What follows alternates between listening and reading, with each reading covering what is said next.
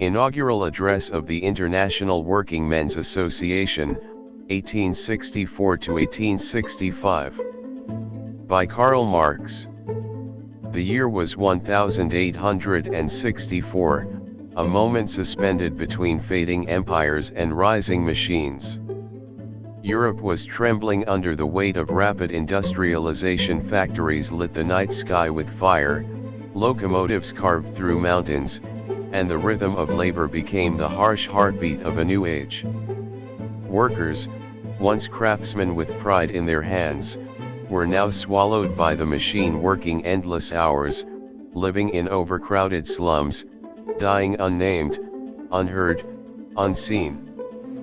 But beneath this suffering, something extraordinary was happening. From London to Paris, from Berlin to Geneva, whispers began to spread, whispers of unity, dignity, and a shared destiny. People who had never spoken across borders suddenly felt connected by one truth: their labor moved the world, yet they remained powerless. And in this charged atmosphere, inside the historic St. Martin's Hall in London, a gathering unfolded that would echo across continents. It was here that Karl Marx, the German philosopher and revolutionary thinker, stepped forward, not with the thunder of a commander but with the calm precision of someone who understood history's secret machinery. His words would ignite a movement that would cross nations, languages, and ideologies. His speech, later known as the Inaugural Address of the International Working Men's Association, was not merely an argument. It was a blueprint for global solidarity.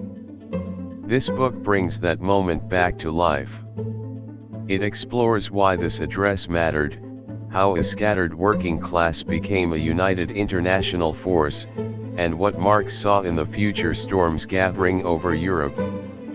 It takes the reader into smoke-filled meeting halls, onto factory floors, inside political battles, and through the hopes and fears of people who dared to imagine a new world. The chapters that follow do more than summarize history. They reveal the drama behind the First International, the moral courage of its founders, and the timeless message Marx delivered. Workers of all lands have more in common than the forces dividing them. Prepare to step into an era of conflict, courage, and transformation, an era where a single voice helped shape the destiny of millions. Chapter 1: The World Before the First International. To truly understand the power of Karl Marx's inaugural address and the birth of the International Working Men's Association, we must step back into the world as it stood in the mid-19th century, a world in transition, full of breakthroughs and breakdowns, ambition and misery, invention and injustice. It was a world that looked modern in its machines but remained medieval in its treatment of human labor. And it was inside that contradiction, deep and unresolved, that the seeds of global worker unity began to grow. A world on fire, industry, iron, and instability. Imagine the soundscape of Europe in the 1860s. Not birdsong or village bells, but the grinding roar of iron wheels, pistons, and smokestacks. Factories stretched across cities like mechanical forests, each branch dripping with soot. Workers poured into them each morning, not driven by passion but by necessity. These factories, fueled by coal and ambition, created something entirely new, an economy where labor was as replaceable as the machines themselves. The Industrial Revolution had delivered enormous wealth, yes, but it had delivered it unevenly. For every mansion built in the heart of London or Paris, a dozen tenements rose on the outskirts, packed with families who barely survived the week. Child labor was common, women worked under brutal conditions, and men were forced into 14 to 16-hour workdays with almost no rights, protections, or security. This was the contradiction Marx saw crystal clear. Society was advancing rapidly, but human dignity was not. Workers were producing more wealth than any previous generation, yet they had no share in it. Cities were growing faster than ever, yet the people building them were sinking deeper into poverty. Technology was promising to liberate mankind, yet that liberation remained a dream locked behind factory gates. The revolutions that failed and the hope they left behind. To understand why the 1864 Inaugural Address struck such a powerful chord, you have to understand the disappointment that came before it. Less than 2 decades earlier, in 1848, Europe had erupted in revolutionary flames. Students fought beside teachers, bakers beside blacksmiths, factory workers beside intellectuals, all demanding political rights, social reforms, and an end to monarchy-backed exploitation. For a moment, it looked like the old world might crumble. But the revolutions failed. Kings returned. Empires reasserted their control. Workers who had marched with confidence suddenly found themselves hunted, arrested, or forced into silence. Even Marx himself, who helped shape the revolutionary discourse with the Communist Manifesto, was exiled from country after country until finally settling in London. And yet, something survived. The revolutions had awakened workers. Even in defeat, people no longer believed that suffering was fate. They had felt unity. They had felt power. They had felt for the first time that their voice mattered. And though the monarchies returned, they returned uneasy because they sensed the old world was living on borrowed time. Marx understood this perfectly. He saw that large-scale political revolution wasn't possible without large-scale worker organization. And he saw that workers had taken an essential step. They had realized they were not isolated individuals but a global class with shared interests. London, the city where exile became a laboratory. By the early 1860s, London had become a haven for political refugees, intellectuals, and revolutionaries from all corners of Europe. It was a strange mix, part sanctuary, part pressure cooker, part university without walls. In smoky cafes and cramped apartments, activists from Italy, France, Germany, Poland, Ireland, and Switzerland debated ideas late into the night. This cosmopolitan political environment wasn't friendly, it was often chaotic, but it was fertile. People who had once fought separately began to see the value in thinking together. Conversations crossed borders that governments had drawn. Ideas spread faster than ever. Many had lost their homelands, but in London, they found something else. A shared international identity. Marx observed these circles with a careful, analytical eye. For years after the failed 1848 revolutions, he remained quiet publicly. But privately, he was thinking, writing, analyzing, watching. He spent long days in the British Museum Library, studying economic data, history, and philosophy. He spent long nights discussing politics with workers' associations. He wasn't planning a revolution. He was preparing a foundation. Because Marx understood something crucial. Lasting change requires organization, not just passion. The workers awaken, strikes, movements, and international sympathy. By the early 1860s, labor movements were awakening across Europe in fragmented but powerful ways. In London, builders demanded shorter workdays. In Paris, bronze workers organized for fair wages. In Geneva, printers demanded rights to negotiate collectively. In Poland, workers combined national liberation with social rights. In Italy, activists like Giuseppe Mazzina linked national struggles to workers' dignity. These movements weren't coordinated. They weren't unified. They weren't part of any global structure. But they had something incredibly important. They were watching each other. When London workers went on strike, French workers sent them letters of support. When French workers faced state repression, British workers raised money for them. When Italian nationalists fought foreign domination, workers across Europe celebrated their struggle. This was new. This was unprecedented. This was the beginning of something international.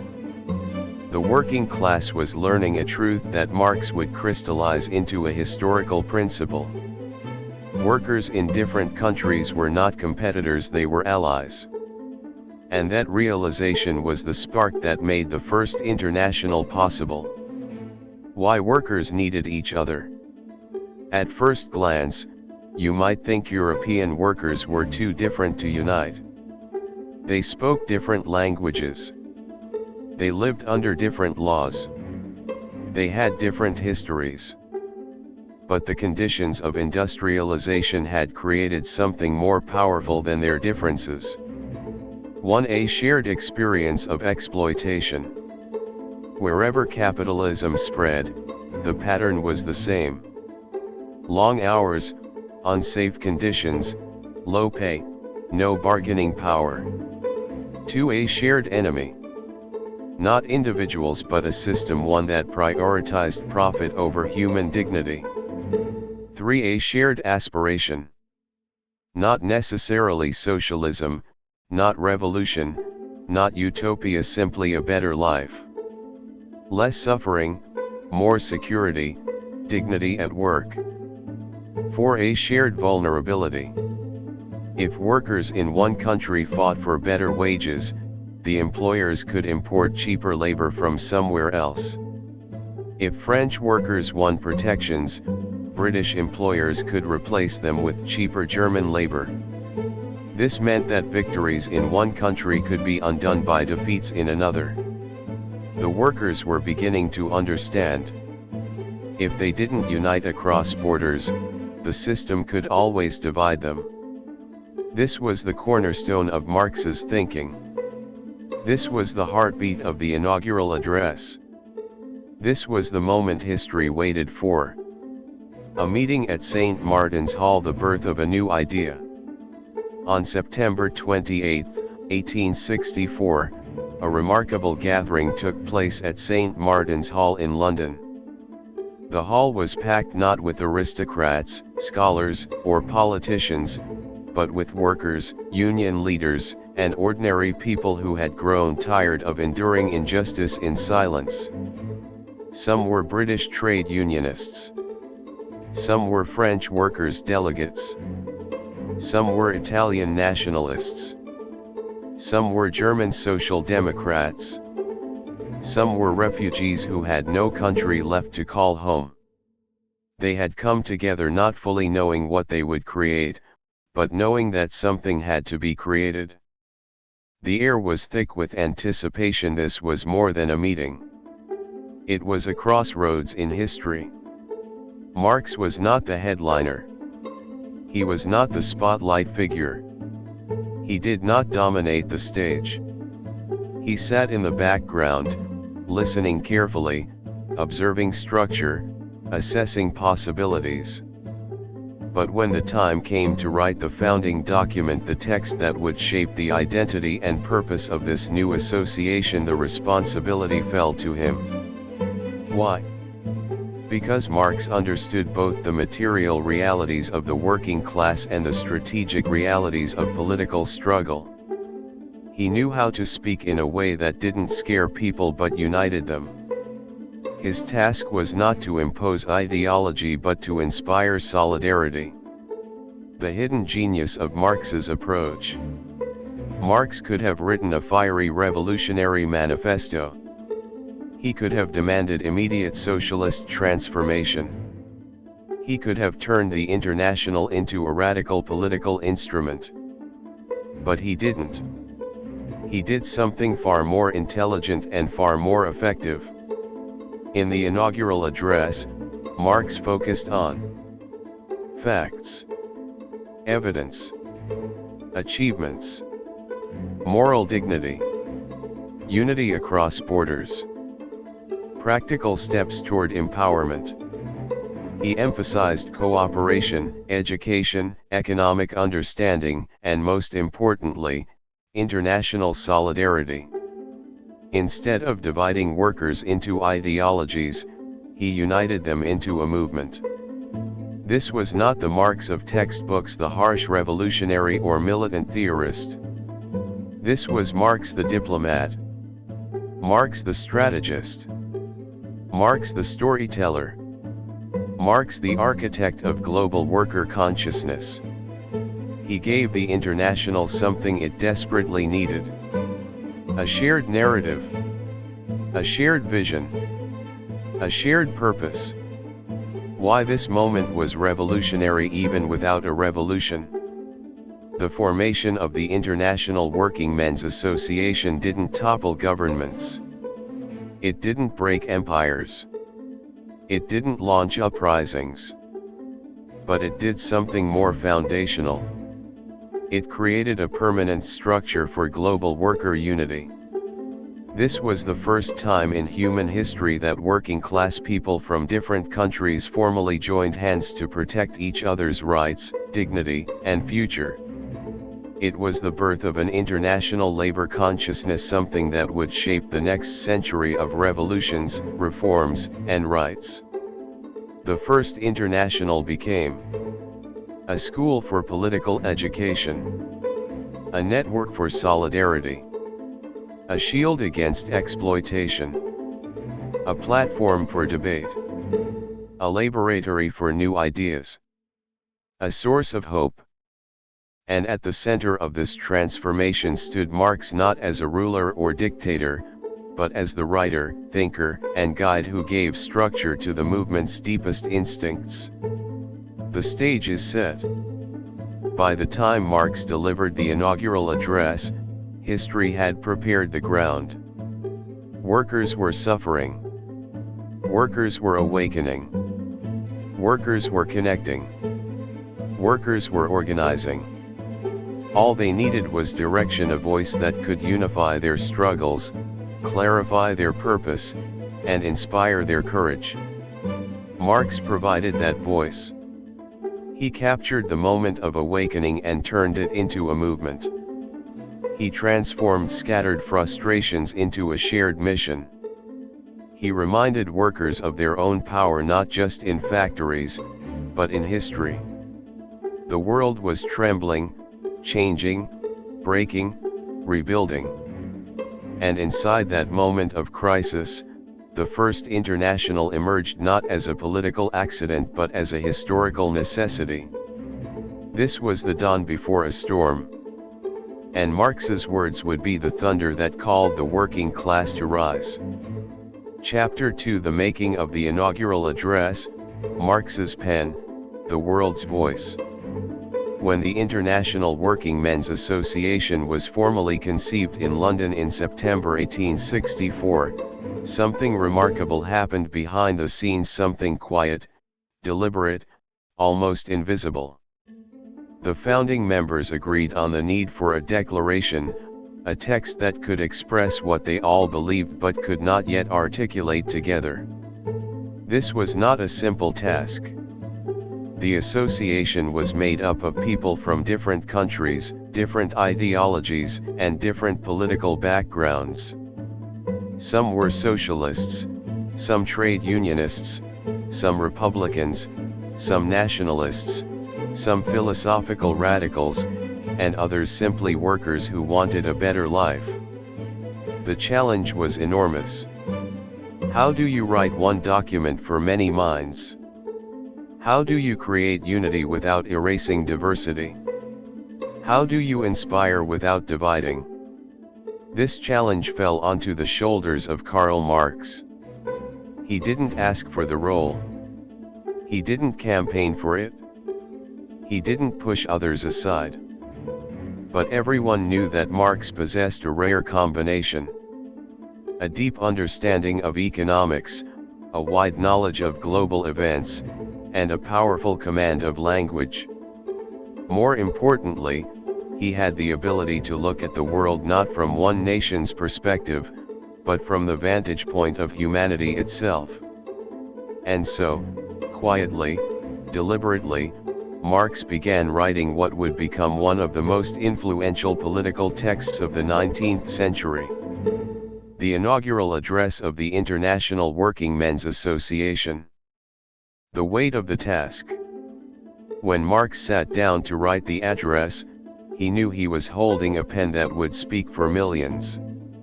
He had seen the failure of the 1848 revolutions. He had watched workers suffer under the cruelty of expanding industrial capitalism.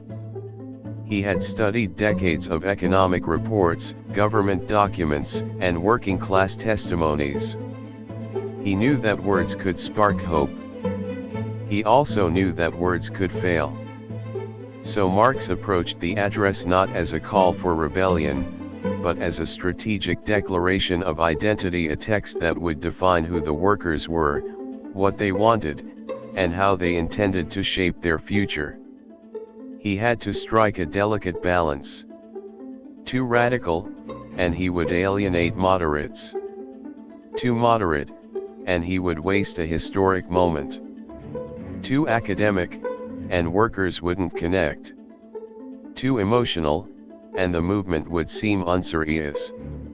Marx needed a tone that blended passion with reason, vision with reality, and hope with strategy. In other words, he needed to write not only for 1864 but for the future. The global context Marx could not ignore. Marx understood that the address had to reflect the world as it actually was, not a theoretical world, not an imagined world, but the real world workers were living in. And in 1864, that world was shaped by three major forces. 1. Industrialization and inequality. Factories were everywhere. Machines were everywhere. Pollution, poverty, overcrowding everywhere. Workers were producing more than ever before, yet their lives remained fragile. The old systems of rights, crafts, and protections had collapsed. The new systems of wages, contracts, and competition were harsh and unforgiving. Marx saw this clearly. Modern society had created enormous wealth, but it had also created enormous misery. 2. The rise of global capital. For the first time, businesses were operating across borders. British machinery powered factories in France. French investors owned railways in Austria. Belgian bankers funded American industry. German coal fed English ships. But this globalization wasn't benefiting workers, it was competing them against one another. If British workers demanded higher wages, employers could threaten to import cheaper French or German labor. If French workers organized, the state could claim they were undermining national competitiveness. This meant one thing: workers could not win individually, they had to think internationally. 3. Political repression and broken revolutions. Governments across Europe were frightened. They had seen what workers could do during the 1848 revolutions. They had seen the courage in the streets. They had seen the ideas spreading like wildfire. So they cracked down hard. New laws restricted assembly. Police spied on worker meetings. Newspapers faced censorship. Radicals were arrested, exiled, or silenced. Workers knew they could not trust their governments to protect them. They needed a new force, one that could cross borders and resist repression. These were the realities behind Marx's writing. He was not writing from imagination. He was writing from observation. Marx's strategy, the heart of the address. Unlike his earlier revolutionary works, the Inaugural Address was not meant to shock or provoke. It was meant to unify. It was meant to teach. It was meant to point the way forward. And Marx built the address on three strategic pillars. Pillar 1: celebrate the workers' achievements. One of Marx's most brilliant decisions was to open the address with praise, not criticism. He highlighted the successes that British and continental workers had already achieved, especially the struggle for the 10 Hours Act, which reduced work hours for women and children in factories. Marx did this for two reasons. First, to inspire confidence. Workers needed to believe they were not powerless. They needed to see that change was possible even within the existing system. Second, to prove effectiveness. By showing that united workers had already secured reforms, Marx demonstrated that the International was not unrealistic, it was necessary. Pillar 2: expose the system using evidence. Marx did not use fiery rhetoric. He used facts. He used economic data. He used historical examples. Workers, he argued, were suffering not because of fate or morality, but because of a systemic imbalance in the structure of capitalism. Profits rose while wages fell. Productivity increased while living conditions worsened. Marx explained these processes not as a scholar talking down to the masses, but as a mentor sharing insight. He wanted workers to understand not only that they were exploited but how they were exploited. Knowledge, he believed, was a weapon. Pillar 3: call for international solidarity. This was the heart of the address. Marx argued that the old motto "each nation for itself" was dead. Modern capitalism was global, and therefore resistance needed to be global. Workers, he declared, must ally across borders, not compete. If they failed to unite, they would remain trapped in endless cycles of suffering and manipulation. This wasn't just political theory. It was practical strategy.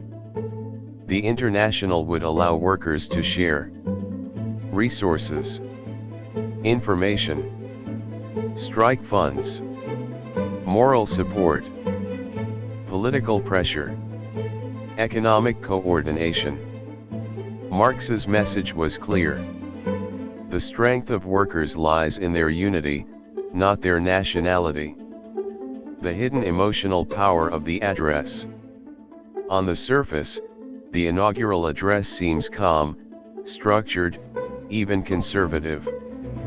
But underneath its careful language, it carries immense emotional weight. Marx touched on themes that went deeper than politics. Human dignity. He reminded workers that they were not machines, not commodities, not instruments of profit, but human beings with inherent worth. Justice. He invoked a moral universe where exploitation was not only harmful but unjust. Hope. He gave people a belief that the future could be better not through miracles, but through their own collective effort. Brotherhood. He painted a picture of workers across nations extending hands to one another, creating a global family. Marx was not simply analyzing the world. He was rehumanizing it. He was restoring the worker's sense of self. The drafting process, long nights, short meals, endless revisions. Marx was a relentless editor. He would write a sentence, then rewrite it 10 times. He cut entire paragraphs. He tightened arguments. He refined metaphors. He made sure every line served the purpose of unity. Friends recalled that Marx worked for days with minimal sleep, drinking strong tea, surrounded by papers, notes, letters from workers' groups, government statistics, and economic reports. He wasn't writing for a publishing house. He wasn't writing for profit. He wasn't writing to please critics. He was writing for the dignity of millions.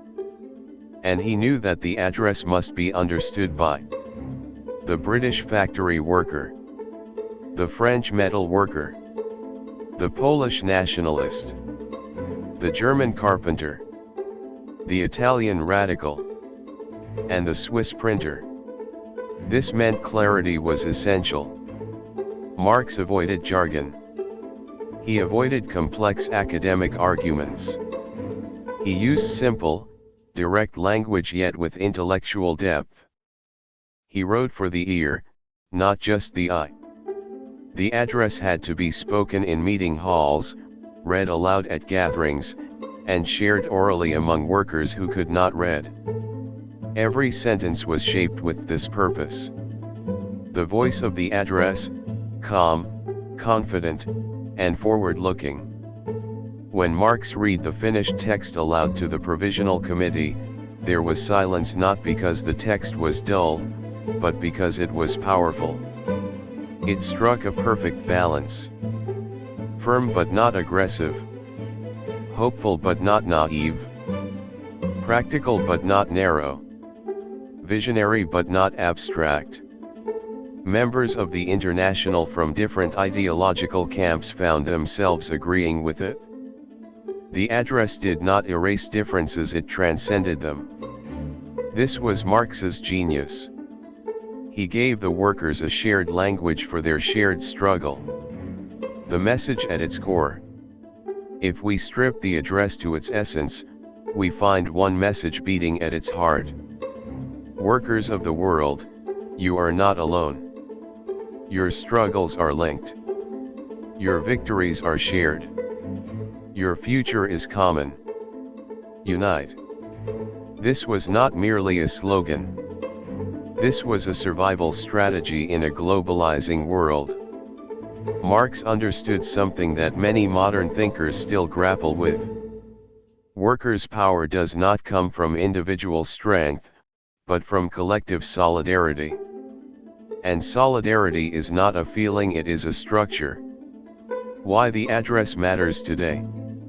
Although the address was written more than 150 years ago, its themes remain strikingly modern. Globalization, inequality, labor exploitation, international migration, economic interdependence, the power of collective organization. Marx wasn't writing for 1864 alone. He was writing for a world where capital knows no borders and workers must learn not to be trapped within them. He was writing for a world where technology changes faster than societies can adapt. A world where wealth concentrates in unprecedented ways. A world where workers must continue fighting for dignity. In this sense, the Inaugural Address is not a historical artifact, it is a living document. The final lines, a promise and a warning. Marx ended the address with a message that was both inspirational and urgent. He reminded workers that their struggle was not just for themselves, but for all humanity. He acknowledged that the path ahead would be difficult. He insisted that unity was not optional. And he delivered the line that would become immortal. The emancipation of the working class must be conquered by the working classes themselves. This single sentence carried an entire philosophy. Workers cannot wait for saviors. They cannot rely on governments. They cannot trust employers. They cannot depend on intellectuals alone. They must seize their future with their own hands. And so the story moves forward.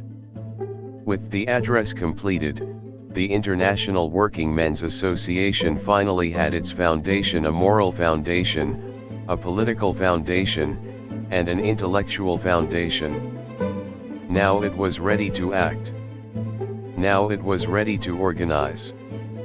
Now it was ready to confront the systems that oppressed workers everywhere. The stage was set for the International to become not just a movement, but a force. A force that would unite strikes across countries. A force that would challenge governments. A force that would inspire revolutions. A force that would shape the next century. And at the center of it all stood the Address, a document forged by Marx but owned by the workers of the world. Chapter 3: A New Dawn for Global Solidarity, the Legacy and Impact of the Inaugural Address. History often changes quietly before it changes loudly. This is one of the most important truths about the International Working Men's Association, and about Marx's inaugural address. The world did not shake the moment the address was published. No empire collapsed the next morning. No government trembled at sunrise. No industrial titan surrendered to the demands of his workers. Yet something deeper was happening, not in palaces or parliaments, but in the minds of ordinary people, factory workers, artisans, laborers, and political exiles scattered across Europe and beyond. A new consciousness was awakening.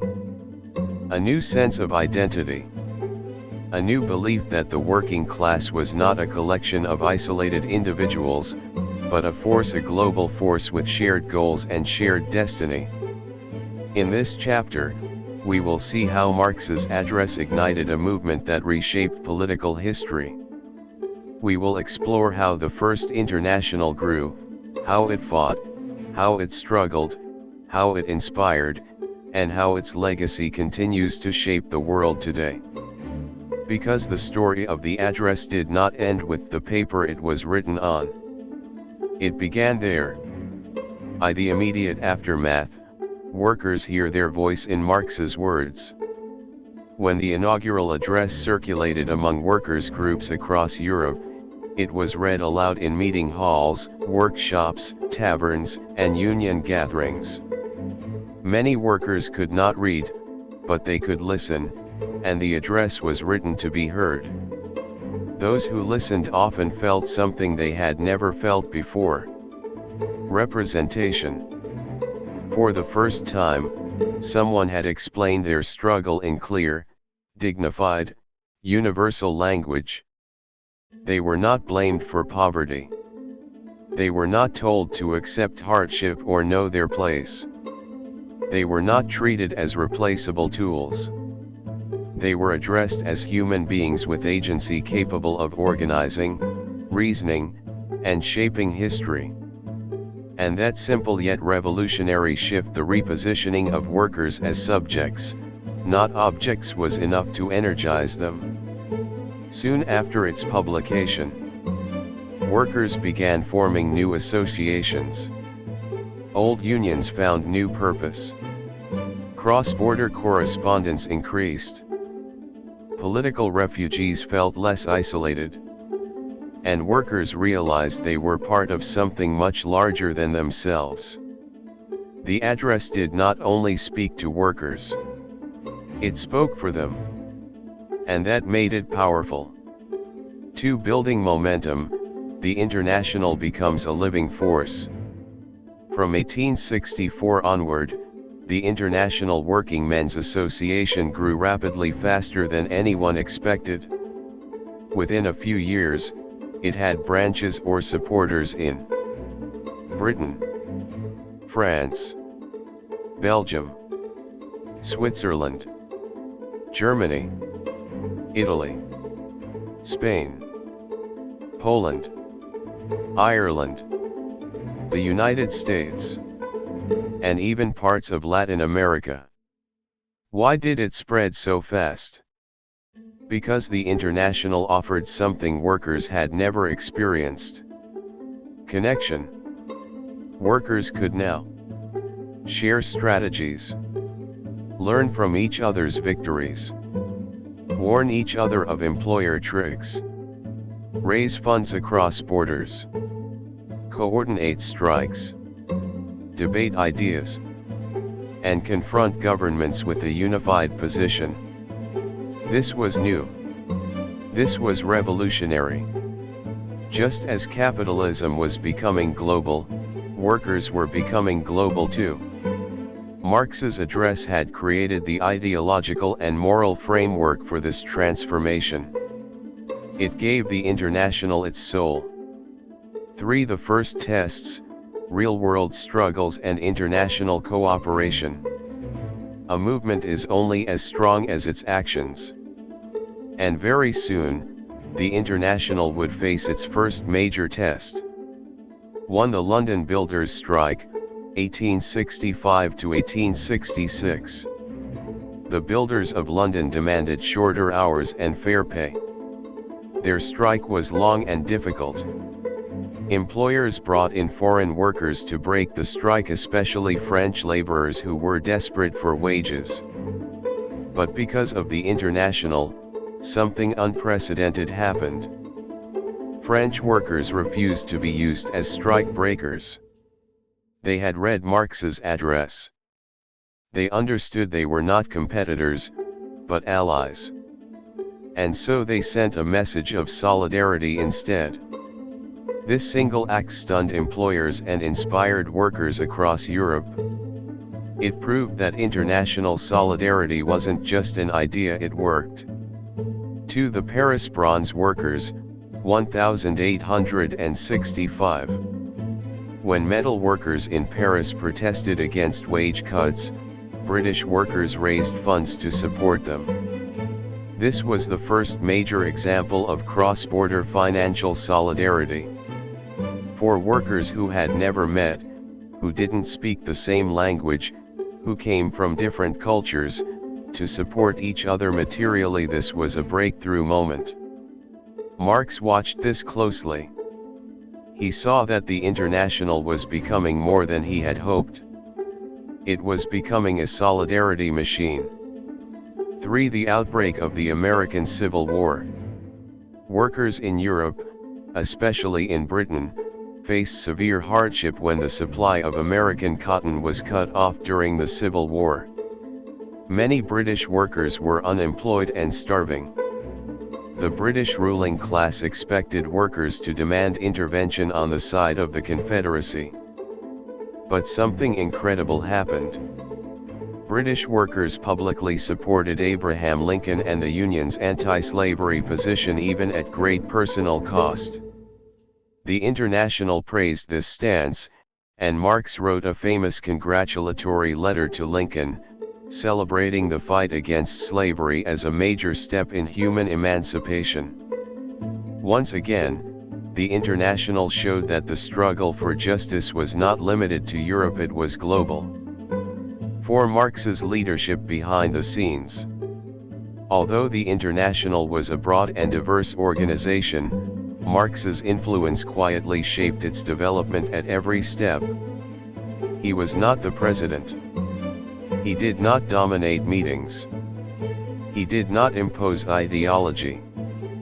But he wrote many of the key resolutions. He drafted official correspondence. He mediated disputes. He provided theoretical clarity. He identified strategic priorities. And he held the organization together during ideological conflicts. Marx's leadership style was subtle but powerful. He believed the International must be broad and inclusive, not a narrow ideological sect. This was a departure from the stereotypical image of Marx as a rigid ideologue. In reality, Marx was pragmatic. He welcomed collaboration with trade unionists, cooperativists, Republicans, and even moderate reformers. His goal was not to control the International. His goal was to strengthen it. He understood that unity was the movement's strongest weapon. Conflict and cooperation, the ideological tensions within the International. No movement of this scale can escape conflict, and the International was no exception. Inside the organization were trade union leaders seeking better wages and hours, Radical Republicans wanting democratic reform. Comparativists promoting worker-owned enterprises. Socialists with long-term visions. Nationalists fighting empires. And anarchists who wanted to abolish the state immediately. Marx had to navigate these differences carefully. The anarchist challenge. The most intense conflict emerged between Marx and the Russian anarchist Mikhail Bakunin. Bakunin was charismatic, passionate, and influential. He believed in the immediate destruction of all states and all political institutions. Marx, in contrast, believed that political organization, democratic rights, and state reforms were essential in building a movement strong enough to challenge capitalism. Their conflict was not personal, it was ideological. Bakunin thought Marx was too cautious. Marx thought Bakunin was reckless. The International often became a battleground between these two visions, one emphasizing spontaneous revolt, the other emphasizing strategic organization. This conflict would eventually tear the International apart. But paradoxically, it also made the movement stronger in the short term, forcing deeper debates about strategy and purpose. 6. The Franco-Prussian War and the Paris Commune, a turning point. In 1870, Europe plunged into another major conflict, the Franco-Prussian War. This war set off a chain of events that would lead to the most dramatic moment in the history of the First International. The Paris Commune of 1871. When the French Empire collapsed and the working people of Paris took control of the city, they attempted one of history's first democratic socialist governments. For 72 days, Paris was governed by workers. The Commune was not Marx's creation, but it validated many of his ideas. Workers took control of factories.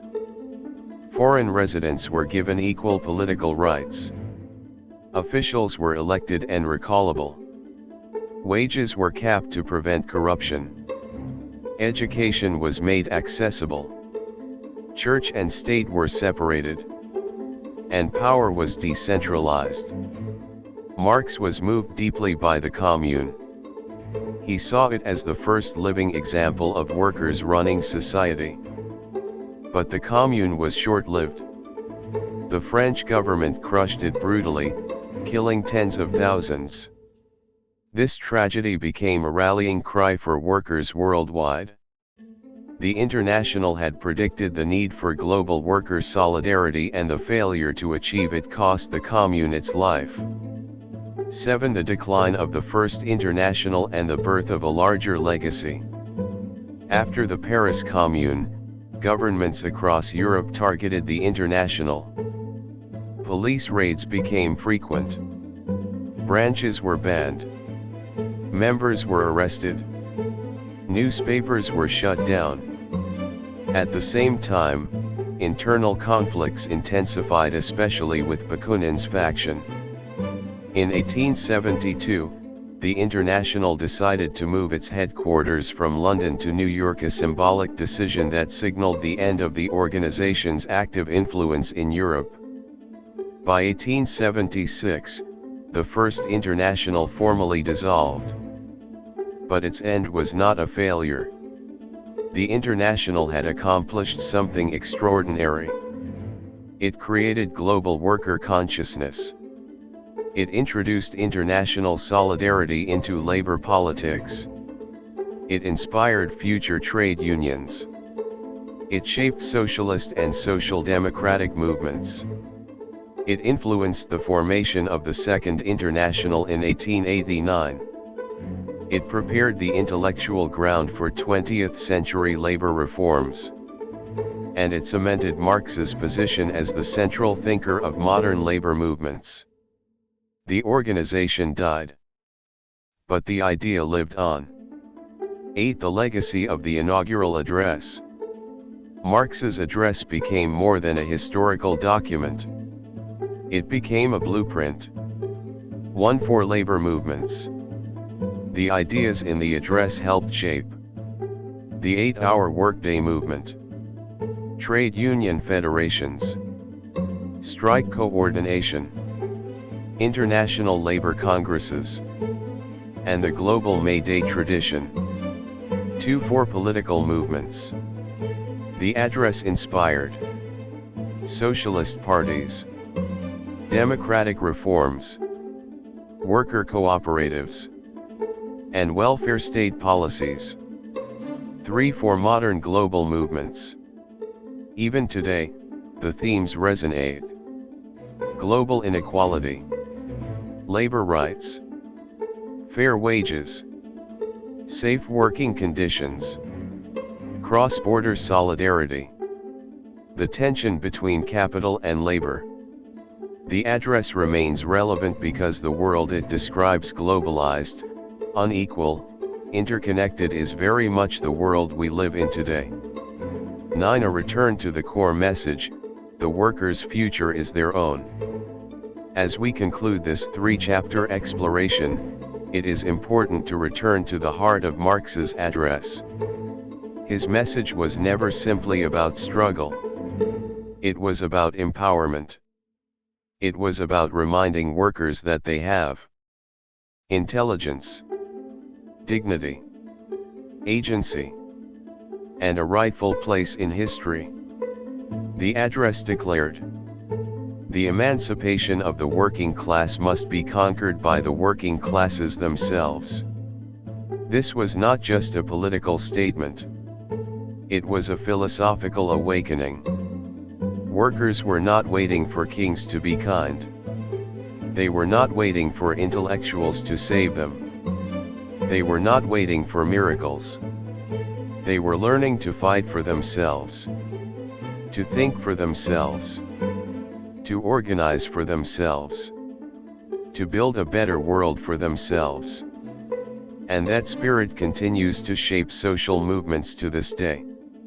The final reflection: a new dawn, not an ending. The First International was not the end of something, it was the beginning. A beginning of global worker solidarity. A beginning of scientific labor politics. A beginning of cross-border cooperation. A beginning of a shared global identity. Marx's inaugural address remains a testament to that beginning. It is the voice of a moment when workers first stood together. It is the voice of a new political consciousness. It is the voice of dignity rising from the factory floor. It is the voice of history recognizing the power of ordinary people. More than 150 years later, that voice still speaks. Quietly, clearly, confidently. To all who believe in justice, equality, and human dignity.